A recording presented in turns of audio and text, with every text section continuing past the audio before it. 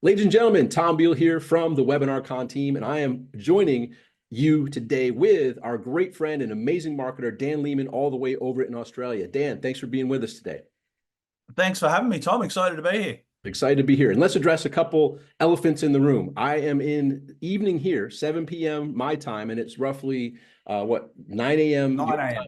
9 a.m. the next day in your time. So I've noticed that without the backdrop of the sun coming through, I don't have the best lighting at night. And there is sounds of the jungle from the background. And I've done videos at night and I've tried silencing them and they don't really get silent. So the jungle sounds will be here when I'm talking. I will mute myself when Dan's talking so that doesn't distract you. And yes, the vision behind me is the site behind my computer during the daytime. I'm in St. Thomas, United States Virgin Islands. So we're both excited to see you in Orlando for WebinarCon 2024 at the Ritz-Carlton. And Dan, you have been a participant at WebinarCon in the previous years, and we're excited to have you back as a guest expert.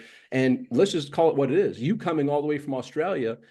Yes, you're a guest expert who's going to be sharing some insights and wisdom, but that's a commitment. Like what makes you say it's worth the trip to leave Australia, make that journey? And I'm guessing you have to get there a couple days early or a day or two at least to get acclimatized to the new time zone. What makes it worthwhile for you? Everything has opportunity cost to say, you know what, it's worth packing up and going to WebinarCon all the way from Australia.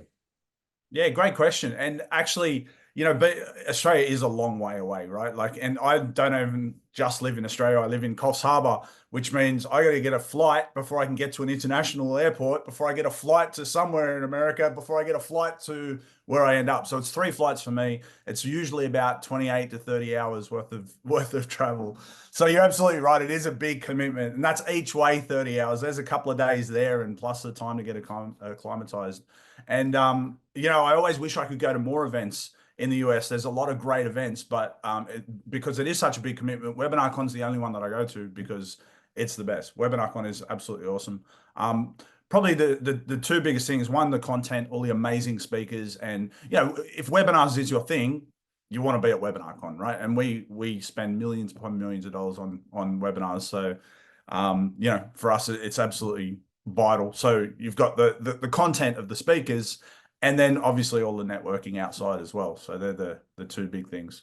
And we'll stay on this theme for a little bit, and thanks for answering that. But we'll get to a little bit of the insights you're going to be sharing in a second. But let's stay on that theme. Like, you're friends with a lot of the people who are going to be there already. But how important is it to press the flesh, break some bread, have some face-to-face conversations with the old friends, and meet some new friends that will be there at WebinarCon too? How important is that element of actually having that face-to-face interaction for you?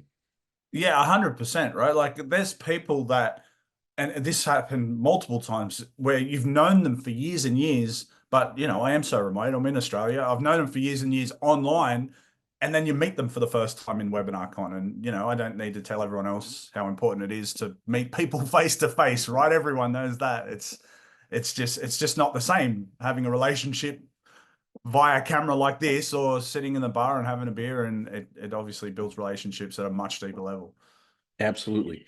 And also, you've been to previous webinar cons. You know that we have some speed networking deals, and we have some times where people can actually get to know as many people as they're willing to commit to getting to know during webinar con. And I'm just curious, have you made any relationships from the previous webinar cons that turn into actual promotions from either cross promotions or one way? Like, have there been some results that have come from the speed networking deals at webinar con? Yeah, absolutely. Deals, but also probably for us, even more important than the deals is just those little conversations. So, you've got the people up on stage speaking and you learn a lot from them. But then, we're all marketers, we're all marketing nerds, we all love marketing. So when we get together and talk, we talk a lot about marketing, right? It's what we do. But even the little tips and tricks that you learn, because our business, maybe a bit different from a lot of people's. Our business is primarily paid traffic. We do a lot more paid traffic than we do affiliate stuff. But margin is everything in paid traffic, right? If we can find one little tip or trick that increases our revenues by 5%, if your revenues go up by 5%, and just because you're converting a little bit better, but your expenses don't go up, then that usually turns out your profit goes up by 20, 25%, right? So if we can just have a little chat in the side, and someone's like, oh, have you tried doing this and this? Oh, that's a great idea. We'll go test that. And you test that, and it increases your conversions by 5%. Boom. That just makes such a big difference to your business. So I think for us, it's probably more about those little things that you learn. But that being said, I know the point that you're getting at, because I know everyone else there is making these deals, that they do these cross promotions, and I know heaps of people that have been making millions of dollars from that. So, and we've done them as well. But like I said, the bigger piece for us is those little learnings of the. And let's circle back to answering that question. A lot of people may know your name from doing some great things with some amazing marketers, to include Onyx and Gall years ago. But now you've got some big things going on with some other marketers and some other results that are stellar and phenomenal. Like, can you give people who don't know the story of who Dan Leman is and why he's a guest expert, why he's flying all the way from Australia? And I'm excited, Onyx and Ron are excited, as well as many others, to hear what Dan has to share, because you're a marketing genius. Like, can you give some people some insights as to why I and Anik and Ron think of you as such, that marketing genius that you are? Yeah, well, that's a funny one to answer, isn't it? Why are you so great, Dan? Well, let me tell you why I'm so great, Tom. But I mean, you asked. So yeah, I used to work with Anik. I was looking after Anik's marketing for a while. Now I'm with a company called Knowledge Source, and we take offers and scale them in a big way. And I guess probably our claim to fame at the moment is that we're spending more than $100,000 a day on advertising, on direct response, all going straight to webinar. Every single penny of that is taking people into a webinar registration. And obviously you can't spend that sort of money unless you're making a bit of money on the other side. You don't spend 100 grand and make 90 and last very long, right? So yeah, we've been able to have a lot of success with scaling offers to, really big levels. Wow. Like, I'm just calculating the math in my mind. 100 grand spent in a day on, do the math. Every day. That's significant. It's actually a bit more than that at the moment. Too, yeah. Right. And as you said, you're not doing that to lose money. You're getting a return on that investment. So my hope is that you'll be talking about some lessons that you guys have learned with that huge amount of advertising going directly to webinars. I mean, but that's my jumping to my wish and hopes. What are you going to be talking about and discussing with your time at WebinarCon? Yeah, absolutely. So I guess one of the advantages of spending $100,000 a day is that is a lot of testing, right? And you've got to test. If you're doing that sort of stuff, you're constantly testing, which leads to a lot of learnings, right? You're spending that sort of money. So we're always testing. Whenever I give talks or anything, I always do this little exercise of, if you are doing a split test, you really want to have at least 200 results on either side of your test. On A, 200 results, B, 200 results. So if you're testing, depending on what your goal is, that there's a different expense to that test. So for example, if you're testing something that the goal is a sale of a $2,000 product, which we've done a lot of, and you want 400 sales to have a result, well, 400 sales times $2,000, that's $800,000 worth of revenue you have to have before you got a result. And we've done a lot of these tests, right? It's for smaller players, I guess it's very hard to even do one of these tests. Like, that's 2 years to get a result. And this for us is less than a month. So to answer your question, what I'm going to be talking about is things that I know have proven to increase results, as opposed to, here's a good idea. I hope that makes sense. And a whole bunch of them across a whole bunch of places, right? Everywhere from your registration page to your cart page to in webinar itself to the follow-ups, and all across the board. Here's some things that I know increase results. So that's what I'm talking about. Well, and obviously that conversation, my mind jumps to the ad spend and the initial conversions, but you're talking through the whole process. Does that include even making those small improvements inside the webinar itself, like inside? Absolutely, yes. Right. So like, there's some of that's going to be shared also, like lots of it. Seemingly small, like the big doors swing on small hinges, right? So you'll be talking about exactly seemingly small things that make the huge difference in the profit where it really counts. Yeah, absolutely. And this is something that I always talk about, but I think people want to hear, what's that one nugget that's going to double my conversions? And the reality is, you can only double your conversions with one nugget if you're doing a really poor job in the first place. And I've been to WebinarCon. Most of the people there are at least a bit more sophisticated. They're probably not doing something so badly that they can double it with one nugget. But that being said, they probably can find 6, 7, 8, 9 places where they can improve 5% here and 10% here and 5% here and 10% there. And then they compound on top of each other. And that's how you double your conversions, not by here's the one secret, it's here's the 8 secrets.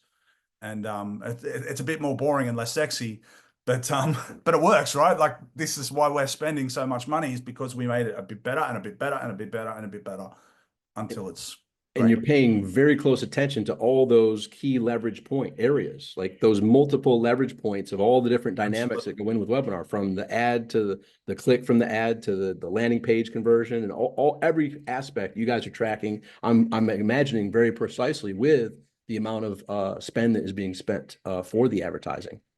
Very much so. Yep, very cool, awesome. So let's just jump to some of the other questions I sent to you. Like, with you guys doing what you're doing, you're probably laser focused, but do you have an aspect, do you step back on occasion to take a look, or do you even care about what's happening in the other webinar market? Like, because you guys are massively focused, is my guess, with the results that you're producing. Do you step back and take a look at the current state of webinars, the webinar marketing, and your competitors, et cetera, or are you solely focused on what you're doing? We're always looking at what competitors are doing, and usually, I guess the problem is you only want to look at the people that are doing better than you, right? And there's not a lot of people spending the sort of money that we're spending, so there's a pretty limited number of people that we want to learn from. That sounds really bad. But it's true. Like, sometimes the truth is what it is. It is what it is. Like you said, you aren't going to want to look to see the people that are exponentially less. Who's doing better than us? And there's very few that are doing better than what you guys are doing. So it's a valid point. Yeah, but it does always amuse me when I read on, you go on some of these forums or groups, and people are like, oh, webinars are dead these days. And I'm like, well, we're spending $100,000 a day just to webinars. And I've tried other things, by the way. Like, we're not just doing webinars because that's all we know. We've tried all these other things, and nothing for us at least works as well as webinars. So, webinars are dead for people that don't know how to do webinars. 100%. Right. So, like, is there, like you said, there's the numerous points that it's not one simple thing, but if you could give a summary as to why your offers are converting so well and producing the results they're producing, can you narrow it down to a couple things that, obviously we'll dive deeper at WebinarCon, but anything off the top of your head that makes the webinars you're running much more successful in the marketplace and able to spend as much as you're spending to produce the results it's producing in a profitable manner? Do you have any couple keys you can share? I mean, I could literally talk about this all day, right? Like, this is a very, very big topic and very hard to answer in one quick question. But I'm not going to cop out and not answer it at all.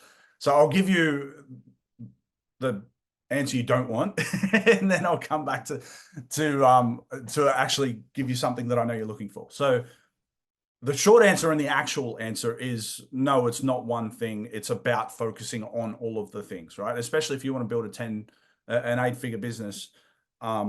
You've got to do everything right. So it really is a matter of making sure you've got all of the ducks in the row. But I know that's not what you're getting at. You want a little, sound bite that sounds cool. So probably the first thing that comes to mind is, well, 2 things. One is having a really high quality, excellent offer. So a product is not an offer. If you have a video course or something and you're just selling a video course, that's not an offer. That's a product, and it's not going to convert as well as a video course. Plus you get weekly group coaching calls, plus you get unlimited access to our VIP concierge desk, plus you get, this piece of software that's going to help you somehow, and like anything that you can do within your offer to either overcome objections. Like, they're sitting there going, I don't know how to get traffic. Well, you also get this bonus that's going to show you how to drive traffic, or whatever it is. B, increase perceived value. But just be careful with the increased perceived value, because a lot of people are like, oh, I'll just throw in another course and that's more perceived value. No, it's not. The only thing that increases perceived value is typically something that has value to them, right? Something's going to help them do the thing faster, cheaper, better, whatever. So the offer is one of the big things. And then the other side of it is in the webinar itself, if we break up, this is oversimplifying things, but if you're going to break up your webinar into content and pitch section, the content section, I think, is a lot more important than people realize. And actually recently we I wrote a webinar and it didn't do as well as I'd hoped. And I just rewrote the content section, didn't touch the pitch section. We doubled conversions. So it is really, really important that content section.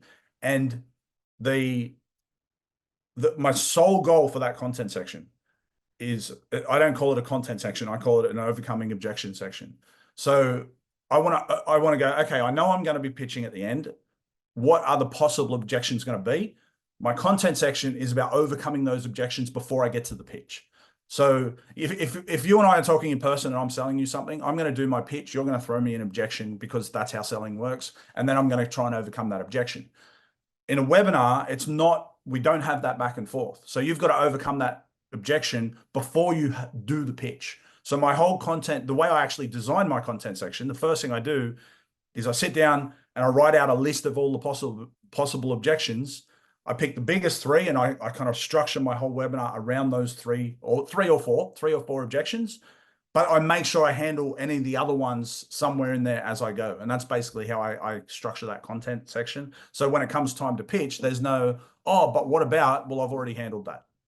So that's probably one of my biggest ones. And you have me excited, and I'm hopefully everyone watching this excited to get the deeper, like you said, and trust me, I've heard Dan talk for hours and hours, because as you can tell, he's not only passionate about it, but super knowledgeable about this. But I think you summarize it very briefly: the irresistible offer, right? What is that irresistible offer that just like, man, I'd pay 10x that price. I can't believe it's only this. How are they making money with this? And like you said, cover the objections in the training aspect prior to getting to the pitch. What are all the possible objections? Write them down. Do your best to discern what you feel are the top three. Focus on those, and then also weave in a few of the other objections so that when it comes time, they see it's irresistible, which means it's like, wow, I can't believe they're offering this to me at this price with all that I get. The price is nothing compared to the value. That's what the irresistible offer is. And you've already overcome the objections. That's a perfect brief summary. But I know, as you said, there's many other elements, because, if we really break it down, you've got the click from the ad to the registration page, from the people who register to the people who actually show, the people who show, how to get them to stick, the people who stick, have them stick to see the close, right? All these different elements are what's necessary in the whole webinar scene. And there's many others, but those are just a few. And Dan, as you can hear, is a legend at working with a company investing $100,000 a day in a profitable manner that all leads to webinars. So I'm super excited for seeing you again in Orlando at the Ritz-Carlton. But for people that have been before and are on the fence, like, I went last year, I got a couple deals, but I'm already friends with those people. Like, what can you say as to why it's important for them to say, you know what, it's time to go again? At the same time, those who have seen WebinarCon over the years and recognize the amazing, literally the best of the best webinar marketers from around the world in one room, what can you say for those people that are like, should I go, shouldn't I go, to push them over the edge? Say, like, get to Orlando, enjoy the Ritz-Carlton, get to WebinarCon, and watch how, when you implement the strategies you learn and the relationships that you meet, can lead to an exponential return on your investment of the minimal cost resource-wise for the ticket, but the time, right? Because here you already said roughly 30 hours each way. That time investment is significant. The minuscule investment of the ticket, that's one thing, but the time to be there and how that can be a return on investment for those that already have webinars going and know that this could be the thing, but they haven't yet made that commitment. What can you say for those people that haven't yet got their ticket for WebinarCon?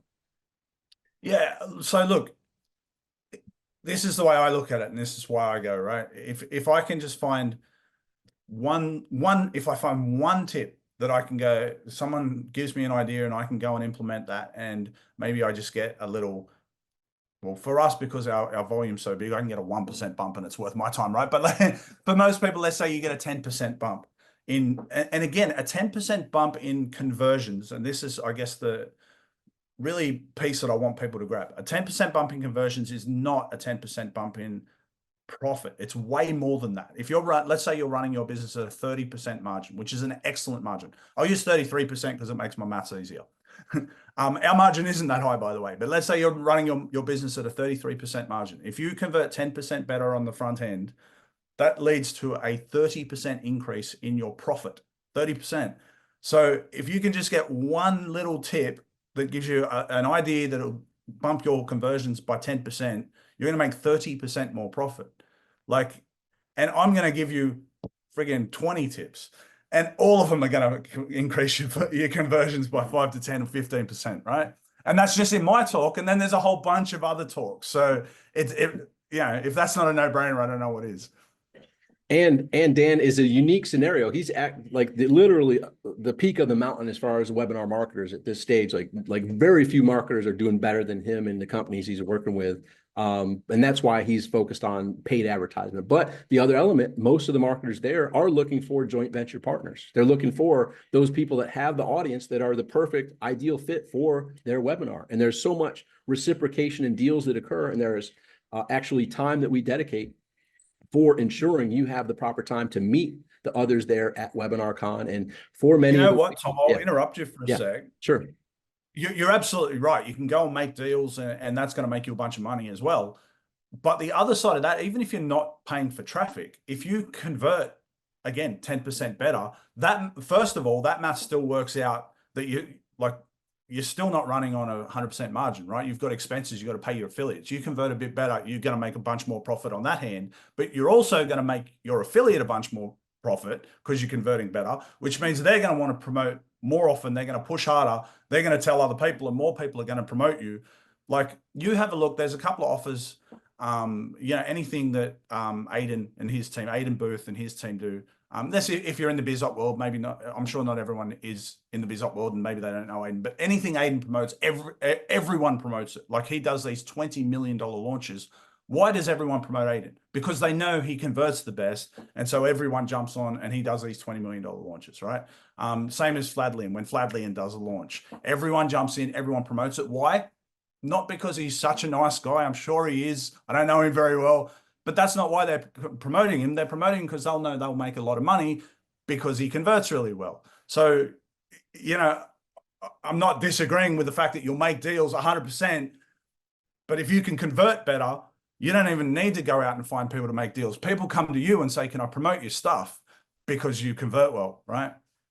100%. And there's been actual conversations in the room where, people have raised their hand and said, yeah, I promoted that and earned this amount. Like, it's like, this is an offer that converts, and the word spreads. People always like in the niches, hey, who's got a good webinar that's converting to these people? And the word spreads very fast. You become that sexy offer, and you can't fight off the affiliates. And that's where many of these webinar marketers are also internet marketers that have the lists, and not all lists are great fits for every offer. As you mentioned, not everybody's in the opportunity niche, but there are many niches that are here at WebinarCon. So Dan, I'm super excited for you making that journey from Australia, not even Australia. You got to take flight to get to Australia, but making that long journey to come share your knowledge. I'm super appreciative, as is Ron and Anik. And I know all of the WebinarCon attendees are going to be super thankful you made that long journey to share your insights. And with all the other amazing experts that are going to be there, I know that you're there as that consummate student, always looking for that slight edge that can help give you a little bit here, a little bit there, and compound together. They make ridiculously amazing results. And with the numbers you guys are doing, small improvements in those little areas make big time returns on profit. So any last words, Dan? I don't want to take up too much of your time in this multi across the world type of conversation we're having, but I appreciate you giving us this time for this brief chat. Any other final words for people that are like, man, I really want to be there. Should I, shouldn't I? Like, what else can you say that's like, hey, listen, make that move, get to WebinarCon. I'll see you there. Whoop, did I lose you? Last words. Oh, there you go. I've got you back. I lost you there for a minute. Yep. Yeah, last words. I had a little storm. The Wi-Fi here and the power is interesting. So thank you for sticking around. So yes, any last words? Oh, good.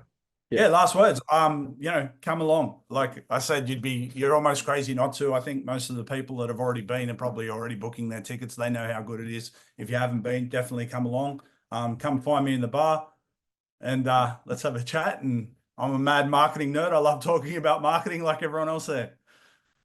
Yes, sir. And I mentioned life by design. That's it. I love the background on your whiteboard there. Live life by design. Get to WebinarCon. You're going to learn from Dan, all the other amazing experts. You can go to webinarcon.com to reserve your seat. And we look forward to seeing you in November in Orlando at the Ritz-Carlton. Thanks again for your time, Dan. I look forward to seeing you there in Orlando in a few months. Cheers, Tom. See you later, mate.